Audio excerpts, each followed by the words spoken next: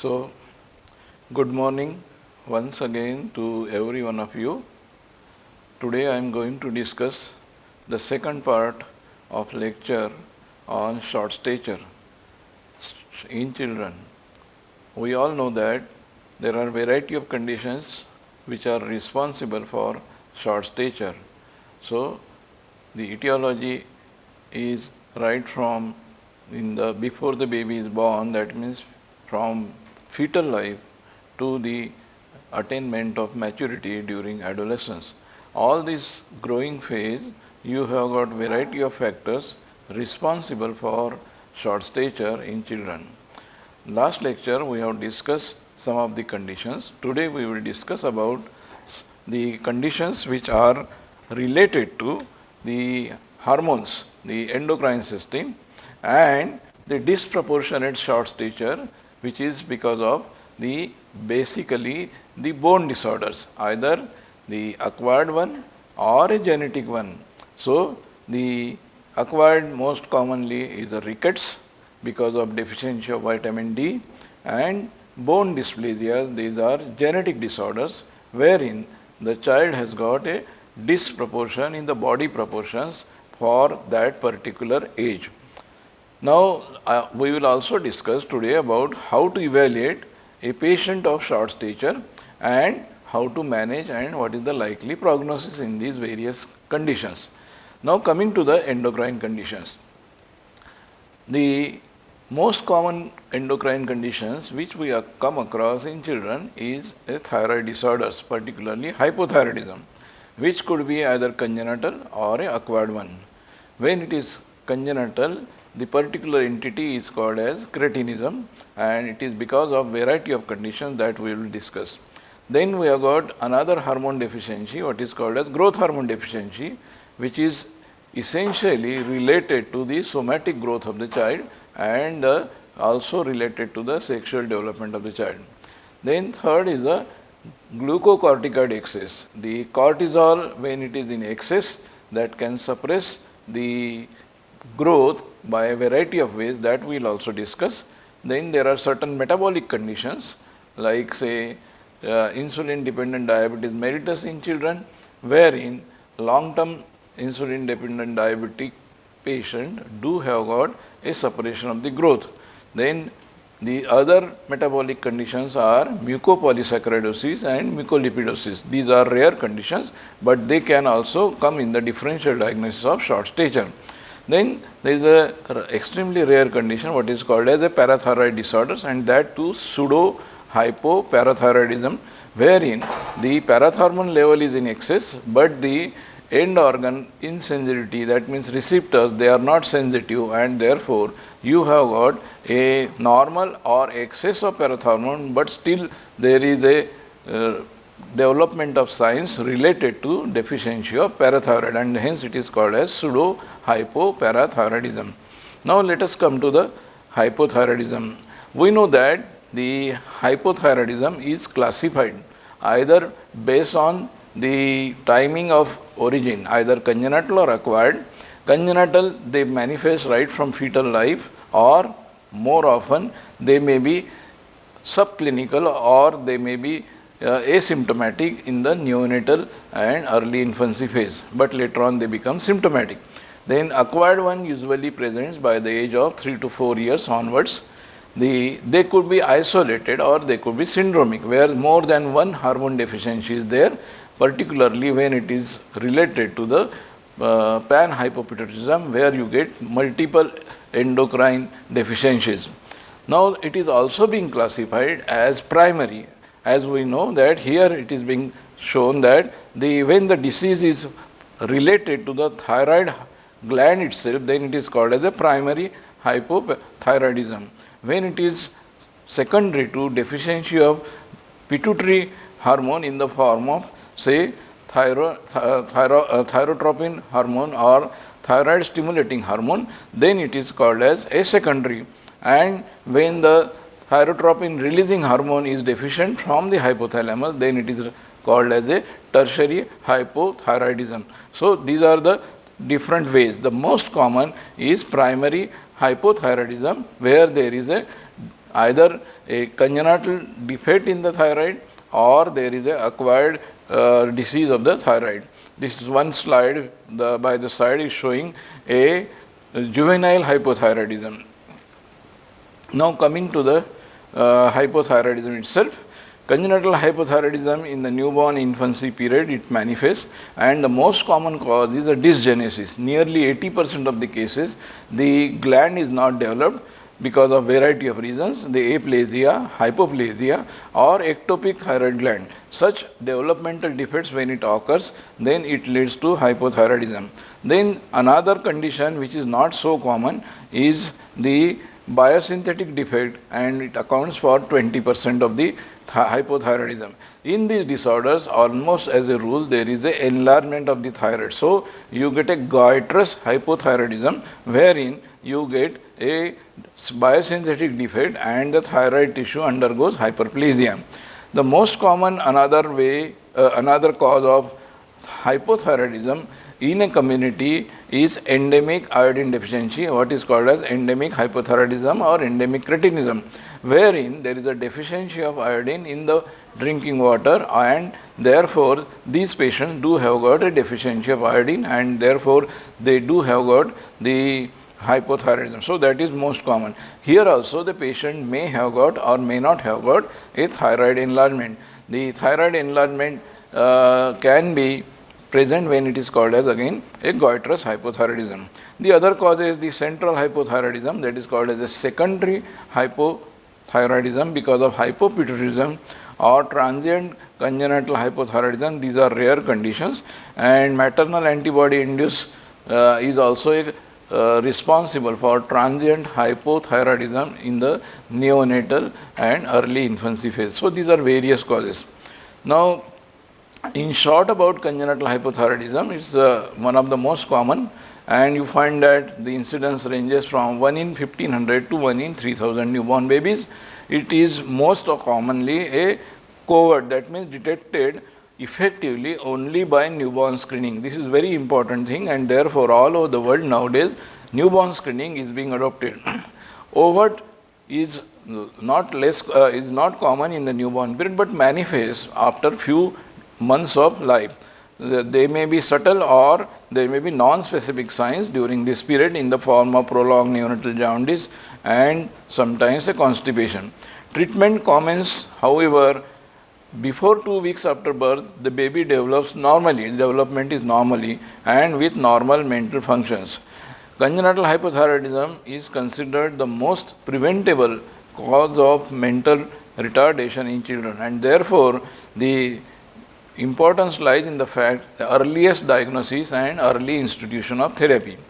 These are the most cases are sporadic, familial, autosomal recessive or autosomal dominant.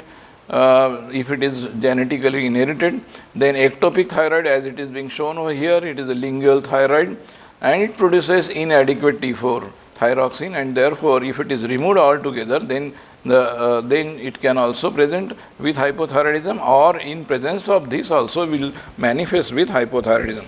It presents with enlargement in the neck or a tongue. There is an enlargement issue in the tongue or in the neck. Mistaken for thyroglossous or adenoids. This particular entity, ectopic thyroid tissue, should not be removed. That means the thyroglossous, that may be the only source of thyroxine, and if it is removed, then patient develop hypothyroidism. So care should be taken that there are adequate other thyroid tissues in addition to the thyroglossus when you are removing the thyroglossus. Otherwise, the cyst need not be removed, otherwise it will lead to a lifelong hypothyroidism.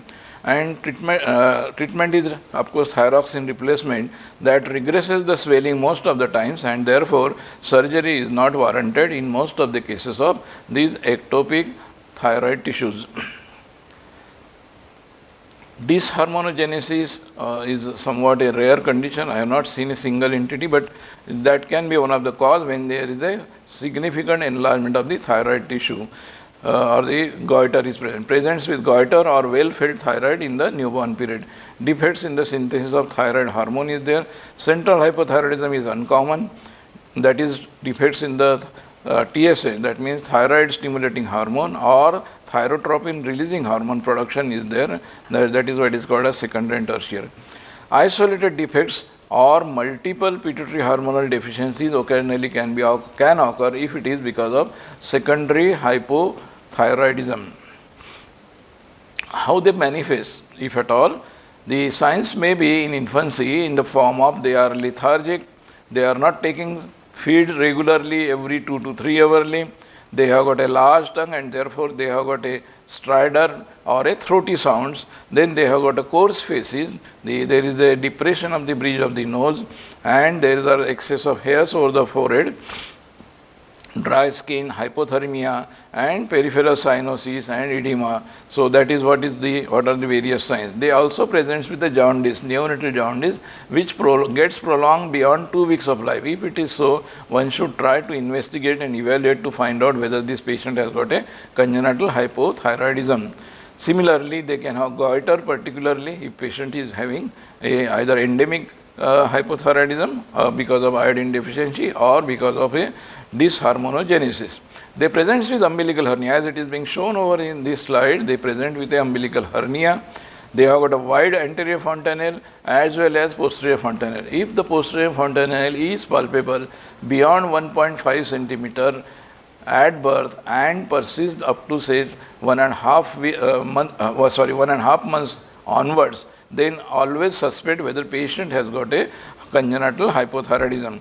Then peripheral cyanosis, of course, already covered, and they can have certain cardiac signs and weight gain. Weight gain is excessive, therefore many times you find that these babies, they are slightly on a larger size. Even at birth their weight may be more than expected to the gestational age, and this is how the late presentation presents with. This slide shows the progressive clinical signs which occurs with a large tongue, coarse faces, depressed bridge of nose, and the developmental delay. These clinical symptoms and signs are not always present in the newborn period and may take minimal 2 to 3 months to become clinically apparent. And untreated cases, however, presenting later in infancy or even as late as 2 to 3 years will have a full-fledged clinical picture, but commencing treatment later on will give rise to irreversible neurological damage which already these patients have suffered, and therefore early diagnosis and early treatment is very important. Now these are some of the menacing sequelae. If it is being not diagnosed and not treated, what will happen? These patients have got mental retardation, they can have loss of hearing, they can have short stature, of course may be corrected to some extent but not to the fullest extent. They may have got delayed speech because of the hearing loss. Cerebellar symptoms may be present in the form that they have got tremors most of the times. Then behavioral problems in the form of emotional instability, hyperkinesia, concentration difficulties, problems in orientation of time and space, and as well as the cognitive abilities. They lag in schools also if they are being not treated early in the life. These are the two photographs which shows us there is a child who has been left behind with significant or almost a very severe degree of mental retardation, also has got emotional lability, he has got drooling of saliva, though he has grown in size, but the development milestones, the mental milestones, they have not been achieved in spite of, because the therapy was started as late as 15 years of age. The parents have neglected this child early in the life.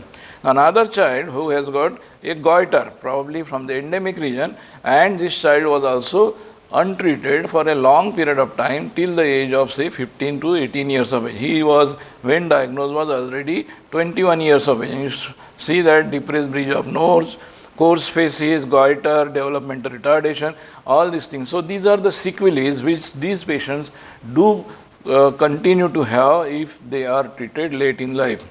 Now acquired hypothyroidism, how do they present and how they differ from a case of a congenital or a hypothyroidism from early life. Now commonest cause is a chronic lymphocytic thyroiditis, also called as Hashimoto's disease, and then sometimes you get, of course, dysharmonogenesis of a mild nature which presents later in life.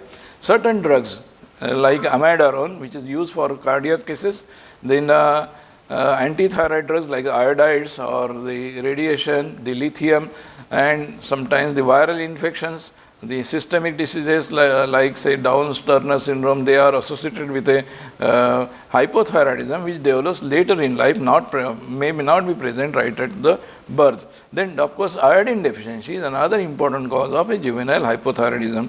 And central, secondary, tertiary, these are certain rare conditions where you may have certain tumors or tumor being removed, surgery, radiation, and certain other iatrogenic conditions. This is how a child of say acquired hypothyroidism or juvenile hypothyroidism, what is it called as, showing coarse faces, again short stature, bulky muscle mass, and they may have got the hypertrophy of some of the muscles, what is called as Cocker-Dever-Semelin syndrome. So that also occurs in these patients.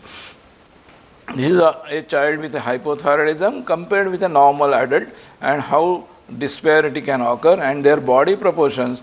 Here you see the body proportions, normal person, and here you see the body proportions, they remain infantile, that means they lag behind. So this is how a child of a juvenile hypothyroidism presents with. Acquired hypothyroidism, how does it significantly differ from that of a congenital hypothyroidism? They have got more often a growth retardation in the form of linear growth or the stature of a child. That is the most important manifestation. They have got disproportionate short stature because the upper segment lower segment ratio is not commensurate with that of the age of the child. Then third thing is constipation and dry skin is one of the common presentation in this patient, and intolerance to cold or intolerance to cold weather.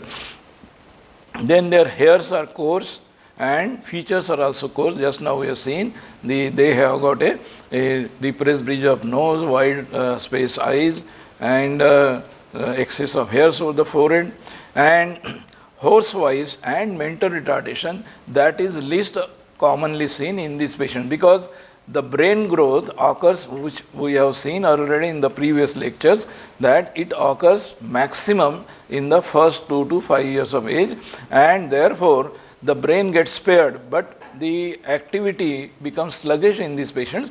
So mental retardation is minimal, but the linear growth is maximally affected in these patients, and sometimes there is a paradoxical feature, what is called as a precocious puberty, in the form that they may have got a rapid development of the puberty, which is paradoxical in juvenile hypothyroidism, because the follicle stimulating hormone and the thyroid stimulating hormone, they have got the alpha units sharing phenomena, and therefore they get early stimulation of the puberty. This sometimes can occur. They can have menorrhagia, they can have polymenorrhea. These are some of the menstrual irregularities which these patients do develop. So this is about the acquired hypothyroidism. Now how do you pick up the diagnosis? You do the X-ray and you find that the long bones age is delayed, and there is a epiphyseal dysgenesis. So the multiple small foci of ossification is seen in the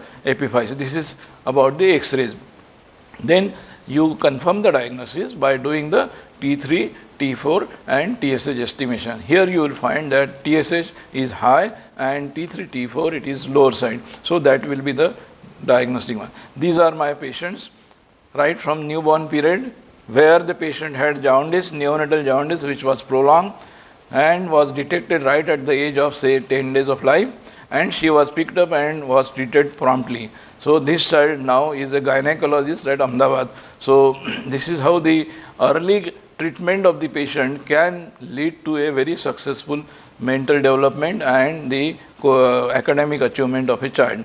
Then this is another child who has got a thyroglossal cyst, and this is another child who also has got a acquired hypothyroidism. The infantile hypothyroidism or creatine, you find abdominal distension, umbilical hernia, coarse faces, vacant look, and is another child who has got a juvenile child who has got a goiter, mostly because of lymphocytic thyroiditis and giving rise to thyroid enlargement. So these are the spectrum of clinical features of the congenital and the acquired hypothyroidism in our patient. Another child again came for short stature and the bone age was retarded. There was no ossification center for the for the lower end of the ulna.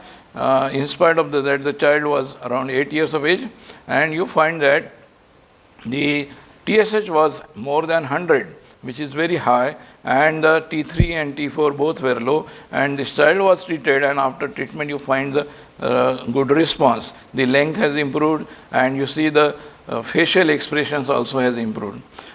Now, how to interpret the thyroid hormone laboratory test? Now, you take minimum 2 tests, important one is TSH and second is a free thyroxine. Now, if TSH is very high, more than 10, then it indicates that the patient has got a primary hypothyroidism.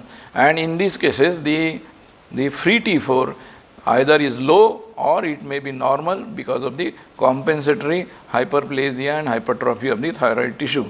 So, in this case, signs may be present, but if it is early in the course, signs may not be there, and this is suggestive of primary hypothyroidism, and you have to start the treatment. Now, newborn, now if the TSH is low or normal, but the thyroid free thyroxine is also low and signs present or absent, here the cause is mostly because the TSH is low or normal, then it indicates that it is a cause of secondary or a tertiary hypothyroidism, and therefore alone TSH estimation, which is done routinely sometimes in some centers, may miss a diagnosis of the secondary and tertiary hypothyroidism, because here it may be normal or low, but the free thyroxine will also be low. In this case, one should always suspect that that it is likely to be a case of secondary or a tertiary hypothyroidism, and therefore thyroxine estimation simultaneously is important. That is the message. Now, newborn screening with only TSH test will miss detecting congenital hypothyroidism, and therefore both are to be done. Now, the third entity, when you have got a TSH very normal or very high and free thyroxine is also high, both are high, then symptoms are most of the times present, and these patients, they have got a thyroid hormone resistance. That means these peripheral tissues, their receptors are not sensitive to this particular thyroxine, and therefore you call this particular entity as thyroid hormone resistance. I have got one patient who is on thyroxine, initially started with 50 microgram, then because the TSH was not coming normal or low, then I increased to 100. There also the patient did not show the TSH coming down, so then I made it to 150. So that all was indicating that TSH not coming towards normal indicates that these patients are having thyroid hormone resistance and they need a very high dose of thyroxine. Right, that is the message to be given. Now, in primary hypothyroidism, thyroid antibodies should be done, particularly juvenile one, and if it is positive, it indicates the chronic lymphocytic thyroiditis, and that is the diagnosis. But if it is negative, if the thyroid antibodies are negative, then one has to go for a ultrasonography or radionuclide scan, which will demonstrate anatomically where is the location of the thyroid tissue, present or absent. And if the scan is normal, it indicates that the patient has got dysharmonogenesis. But if scan is abnormal, then there is an absent or ectopic thyroid gland or dysgenesis in the thyroid gland. So that is how we interpret by taking the help of antibodies and the thyroid scan. Now, secondary and tertiary hypothyroidism, you can go for a TRS stimulation test, and if there is no rise in if there is no rise in thyroid stimulating hormone, that is TSH, then it indicates that the patient has got a secondary hypothyroidism. That means disease is in the pituitary gland, not elsewhere. This slide is important from the point of view that newborn babies, you find that the TSH is very high, up to say 90, 80, like that, more than 60, but within say 2 to 3 days, it precipitously goes down.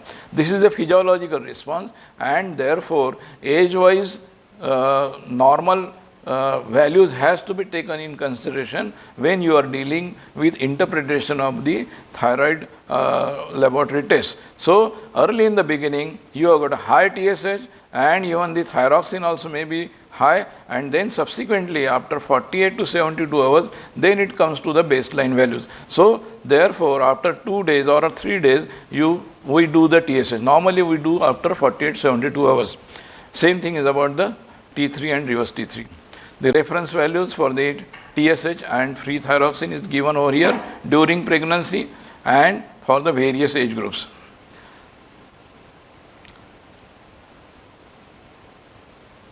Now, thyroid imaging is useful in determining the etiology, done with 99M technetium scan. For disharmonogenesis, I-131 scan is needed. It is done before commencing thyroxine therapy. Once thyroxine is given, then this may not be of great help. If not possible, therapy should not be delayed. What is important is start therapy. Don't wait for the report. Etiological workup can be done after 2 to 3 years of age, and thyroid ultrasonography can be done, and X-rays, bone age and dysgenesis can be done repeated after 2 to 3 years.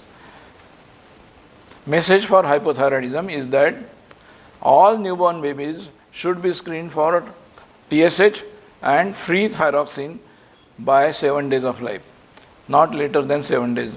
Borderline and doubtful cases, if at all it is there, be treated with levothyroxine. Review of laboratory results can be done 6 to 8 weeks and then every 2 to 3 months, and first year and thereafter every 6 to 12 months. So the review of this TSH has to be done to find out whether the dose of the thyroxine is adequate or it is more or it is less. Then cross-check for diagnosis should be done at the age of 3 years after stopping the levothyroxine for 6 weeks.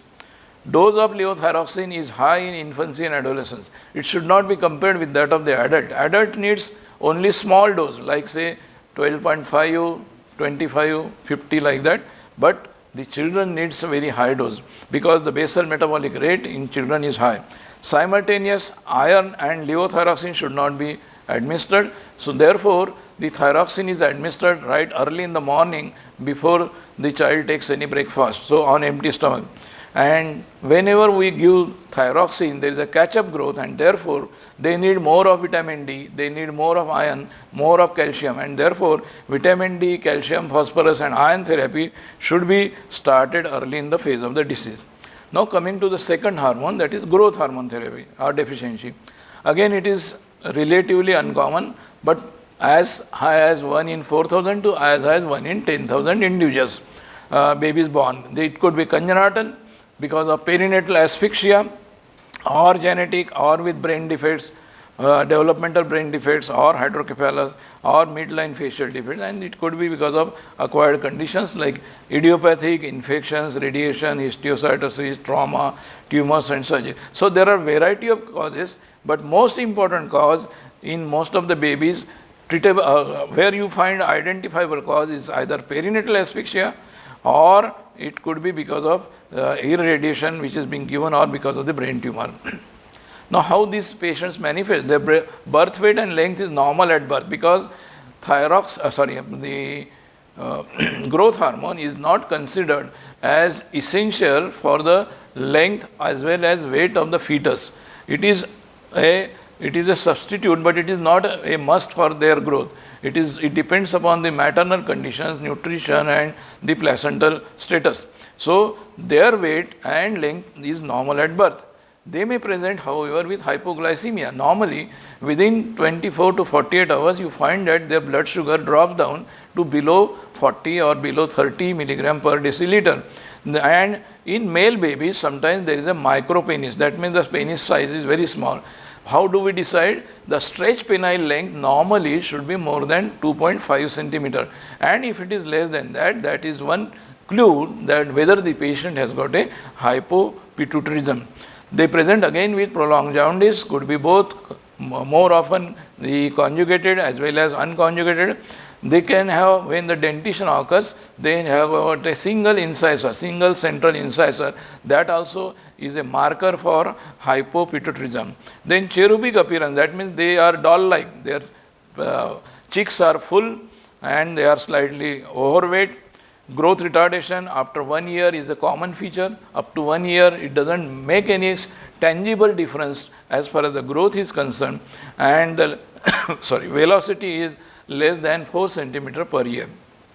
Mental status as a rule is normal in these patients. This is how they differ from that of a congenital hypothyroidism and sexual infantilism. That means the puberty is delayed and the secondary sex organs are also not well developed. The bone age is less than chronological age by as much as 2 years or more, and growth hormone stimulation test, insulin like growth factor 1 and insulin like growth factor binding protein 3, they are all affected in these patients. And growth hormone releasing hormone, TSH, ACTH, growth hormone releasing hormone and gonadotropins and prolactin, they are all affected when patient has got a multiple pituitary deficiency hormones. So this is one of two of our patients who, this particular patient had problem in the perinatal period. He had a Pire-Robin syndrome. He had recurrent asphyxia. He was somehow or the other we could salvage him. He used to go for apnea recurrently. Tongue used to go back, and however subsequently we found that he developed a growth hormone deficiency. He is now on growth hormone therapy. This is another patient recently we have come across where you find the cheeks are little bit full and he looks as if normal. Mentally he is normal, but the body proportions are also normal, but if you test for the growth hormone levels and the growth hormone stimulation test, you will find abnormality. Now how do they present? Congenital growth hormone deficiency, the patient is normal at birth by weight or length. Then gradually after 1 to 2 years of age, they drop down and then growth becomes significantly affected, and when you start the therapy, you get a catch-up growth and then they cross the third percentile level to higher level. So this is how you get a growth profile on growth chart in a patient of congenital growth hormone deficiency. Growth hormone stimulation test, levels between normal pulses, that means 0.1 nanogram per ml is considered as normal, up to less than 0.1 nanogram per ml. That is what is the level, growth hormone levels between normal pulses. That means what happens, the growth hormone is released in different pulses, more in night hours and less in the morning hours. So if you take a sample early in the morning, you will find that the levels may be as low as 0.1 nanogram, but that does not say that a patient has got growth hormone deficiency, because that is a normal phenomena. Now if you go for a stimulation test, either because of insulin induced hypoglycemia, which is a powerful stimulus, or a clonidine, which we do routinely, or arginine, levodopa or propranolol, then this after 1 hour we take another sample, after 3 hours we take another sample, and if the levels are below 7 nanogram per ml in response to stimulation test, it suggests that the growth hormone deficiency is likely. Then less than 10 nanogram in response to growth hormone stimulation test again indicates that probably the patient has got a partial deficiency, not a complete deficiency. And then various other tests are done. If low, then either due to growth hormone deficiency or growth hormone resistance. If growth hormone also low and then growth hormone deficiency is present.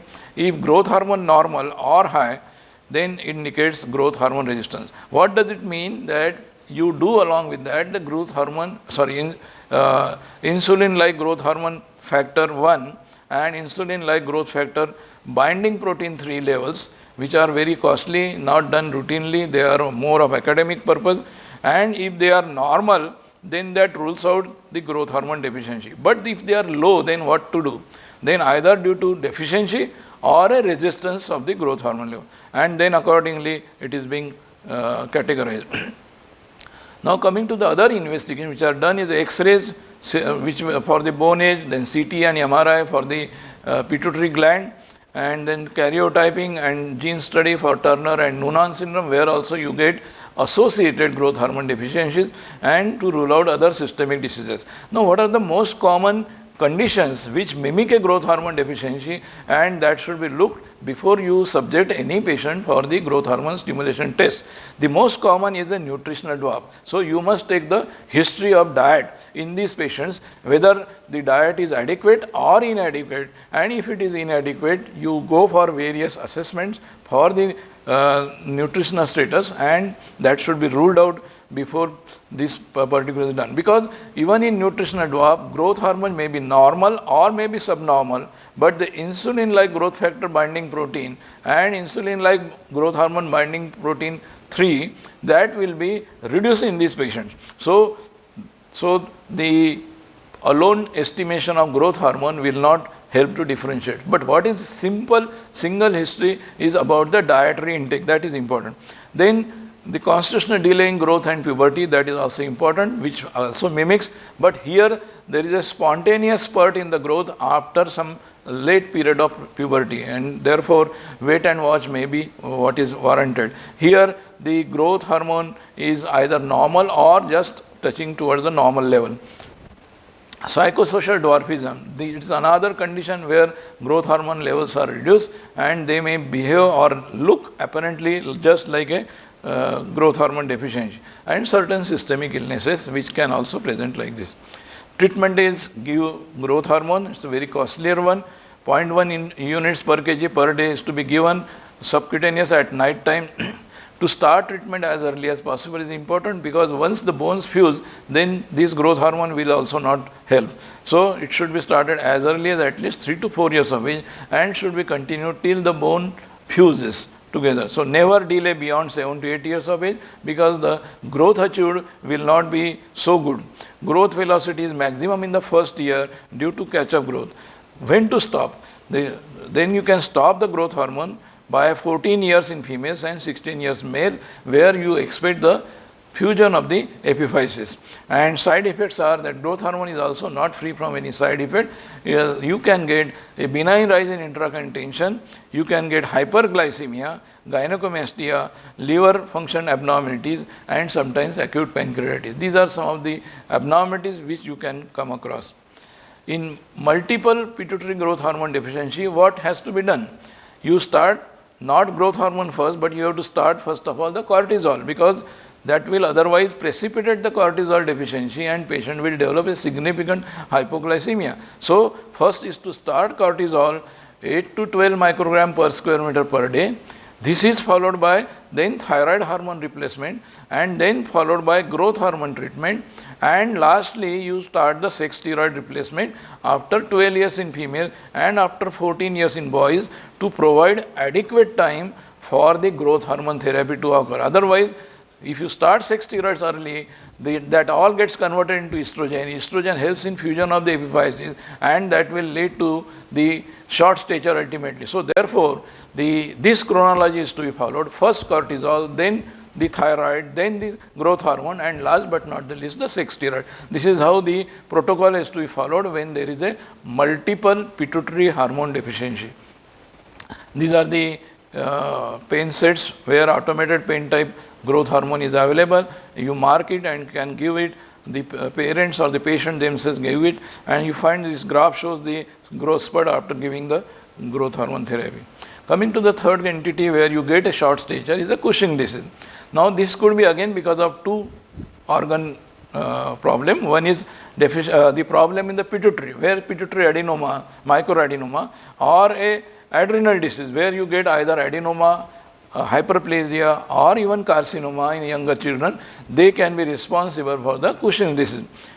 Now adenoma or hyperplasia. Exogenous steroids is another, rather the most common cause for the prolonged use of this, can lead to a manifestation as similar to that of a Cushing disease.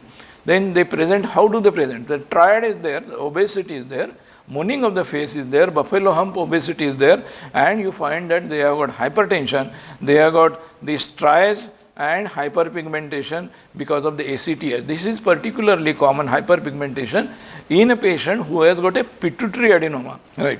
So in patients of pituitary adenoma, the ACTH is released in excess, and therefore ACTH has got a sharing of alpha unit with that of the MSH, that means melanocyte stimulating hormone, and therefore they have got excess of pigmentation. Right.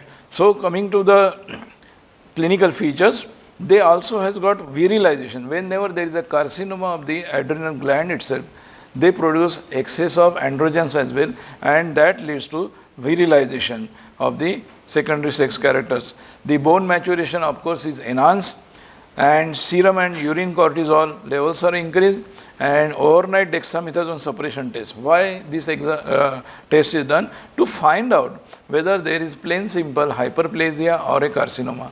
If there is a hyperplasia, dexamethasone, if it is given in the night hours, the morning sample of the cortisol will be reduced in hyperplasia or will be reduced in normal person, but never in a patient who has got a carcinoma. Carcinoma patient will not respond to dexamethasone suppression test. It will continue to have excess of cortisol. So that is what is the way of differentiating whether it is a normal individual, whether it is a exogenous hormone being given to an individual, or whether there is a carcinoma of the adrenal gland. This is how we can differentiate.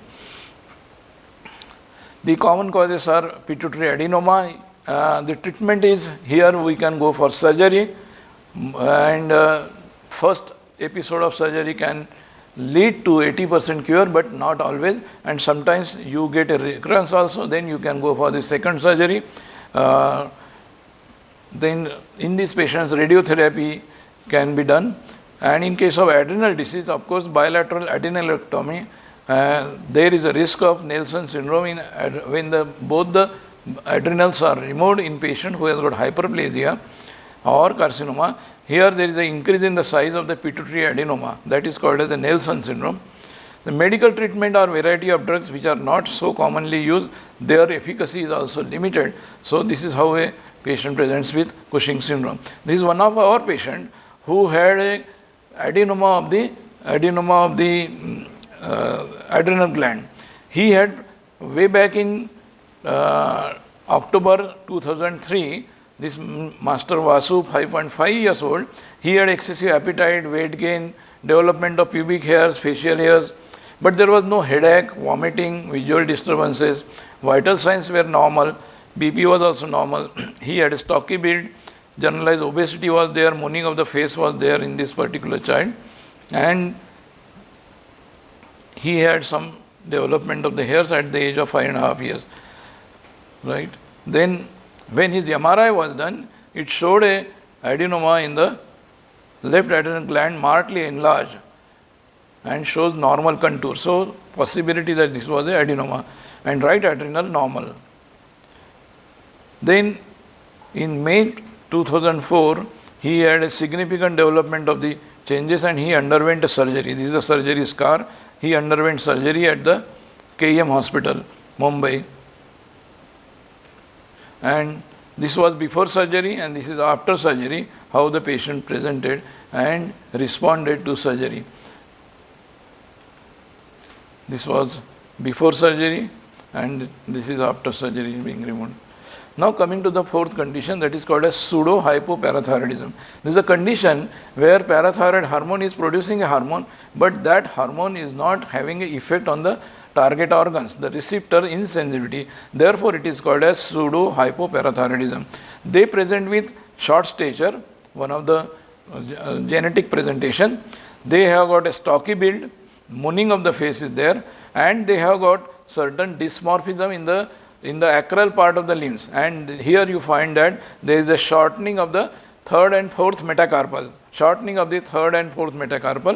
and you get a what is called as a dimple sign here, because of the here you get a good knuckles, but here the knuckles are not seen. This absence of knuckle in this particular child, when the fisting of the thumb is hand is done, will suggest whether patient has got a pseudo hypoparathyroidism. So this dimple sign is also known as Archibald sign. Archibald has described this sign and therefore it is also known as Archibald sign. Now coming to the disproportionate short stature, the rickets is the most important cause, and mostly the nutritional untreated or neglected rickets, they are the one who presents with that short stature. Upper segment, lower segment, arm span, length and all those things, they are abnormal, and there are more than 100 types of these patients. Then chondrodystrophies are another condition, osteodystrophies are another condition which can present with disproportionate short stature. There is a child with a genu-varus deformity, there is even the elbow also and the humerus also is abnormal, there is a rachetic rosary. All the full clinical picture of this rickets is present in these patients, and there is a widening over here and doubling of the malleoli, and there is a cupping and fraying, and the ossificant centers are not well visualized. This is how a child of rickets present with. Now coming to the bone dysplasia. Of course, diagnosis of rickets can be done with the help of serum phosphorus, which is low in almost all types of rickets except in the case of renal rickets because of the what is called as renal osteodystrophy. Then you get a calcium either normal or subnormal, and alkaline phosphatase is always raised except in patients who has got a hypophosphatasia or aphosphatasia. So all these patients do develop this type of, and patients who has got severe degree of PM associated with rickets, that means patient developing rickets first and then subsequently developing PM, in that case alkaline phosphatase may be normal. Now and X-ray and other things can definitely help in diagnosis. Now coming to the bone dysplasias, they are genetic disorders, mostly autosomal dominant. Achondroplasia is a prototype of this particular entity, and they could be congenital, tardive, thanatophoric, various types of dysplasias are described, but this is a achondroplastic in a family. Being autosomal dominant, one of the member has got, but if it is occurring for the first time, indicates a fresh mutation. This is one of our patients. Who shows trident hand, common rhizomelic short stature. That means the proximal part of the limb is more severely affected. They have got a large head, frontal bossing, depressed nose is there, and depressed bridge of the nose, mature face is mature enough, then short trident hand, and mental age is normal, X-ray pelvis, head, chest, limbs and spine, they all demonstrate various signs in these patients. This is how another child who presents with a short stature, achondroplastic. Now how to evaluate a patient of short stature? History is most important. No test will or can supplement or replace the history part. Age of onset, whether it is right from fetal life, at birth, infancy, childhood, adulthood, adolescence, when that is occurring, that can give us a clue what is the likely cause of this. So ICP model is very helpful in finding out the etiology of this particular cause of short stature. Growth velocity trend, whether it is earlier good and then going down and down, whether this type of velocity is there, or whether child initially was growing well and then subsequently develop, as you get in a patient of pituitary dwarf, say for example after 2 to 3 years he develops this one, or whether initially the child had a say drop in the velocity, then stable for some length of period and then rising, as you get in a patient of the constitutional delay in growth and puberty, where spontaneously growth spurt out. So these various types of trend in the growth velocity can tell us what is the likely cause of this particular short stature. Then age-wise, the chronologic age, one has to find out gestational age, birth weight, birth length, head circumference at birth, height, age, sibling and parents. Height assessment is important. The mid-parental height is important. And of course, the mental status, the bone age, age of sexual maturity, that means SMR staging, and menarche occurred or not. All this has got an important impact in evaluation and prognostication of a child of short stature. Coming to the complaints, what are the type of complaints the patient has got? Whether it is isolated short stature, then it is either familial or a case of, say for example, a constitutional delay in growth and puberty. But if it is with comorbid abnormalities, that can give you a related signs and symptoms. Then comorbidity could be in the form of chronic fever, diet or malabsorption. Then perinatal in the form of weight, height, asphyxia, hypoglycemia, dysmorphism in various parts, facial, limb, spine, and dermatoglyphics that can help us in evaluating a child of short stature. Antenatal, natal, and perinatal factors one has to find out. Then the past history in the form of drug therapy. A patient who has got, say, chronic bronchial asthma, not being under control with only, say, bronchodilators, then they need even the steroid therapy. The inhalation steroid therapy is a great boon for circumventing the toxicity due to steroid. But even inhaled corticosteroid therapy, if it is exceeding 800 microgram per day, is said to suppress the growth of the child, and therefore that as much as possible that level should be lowered down, the dose should be lowered down. Oral corticosteroid therapy, as it is given in patients who has got asthma, who has got nephrotic syndrome or steroid dependent nephrotic syndrome, or various inflammatory conditions like, say, rheumatoid arthritis and so forth, they need steroid for a long period of time, and in that case suppression of the growth is one of the complications.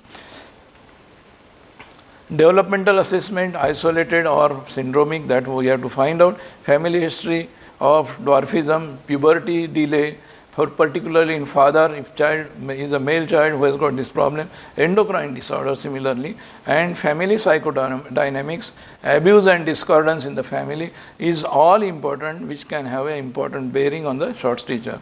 Anthropometrics has to be done as already described. Dysmorphic features, nutritional status, thyroid gland assessment, whether there is enlarged and can be seen visible, so goiter assessment. Tanner staging for puberty development is important.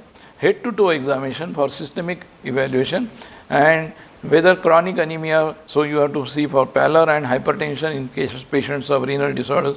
Systemic review is also equally important, right from cardiac, GIT, hepatic and so on.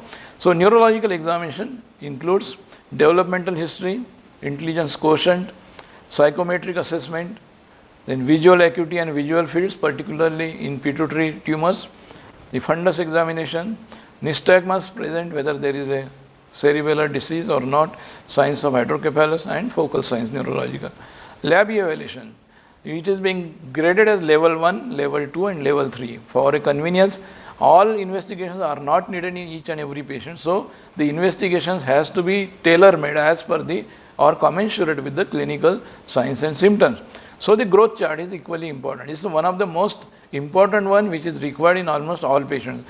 And bone age, the X-ray of the bone age tells us the biological age of the child, and that tells us how much is retarded, how much is the potential, and how best we can prognosticate. So the bone age is important. Of course, CBC, ESR, urine stool examination, Mantoux test to find out any inflammatory conditions. Blood sugar, serum electrolytes, bicarbonate, and the pH of the blood. Serum calcium, phosphorus, alkaline phosphatase, and liver function test and kidney function test has to be done in certain conditions. Then system appropriate test, like say if there is a cardiac condition, you can go for echo. If there is a neurological involvement, you can go for X-rays or CT scan or like that. Now coming to the level 2 test, these are hormonal studies. These are most important is T4, T3, TSH, and then growth hormone study can be done. Then karyotyping, particularly in female child, if a female adolescent comes to you with a short stature, or even any age group child, because the growth is stunted right from fetal to the adolescent life. So any girl who has got a short stature, one should see, irrespective of their dysmorphism, one should go for karyotyping to find out, because the incidence in short stature girls of a Turner syndrome is said to be 1 in 80, and therefore it's a very high incidence and one should go for that.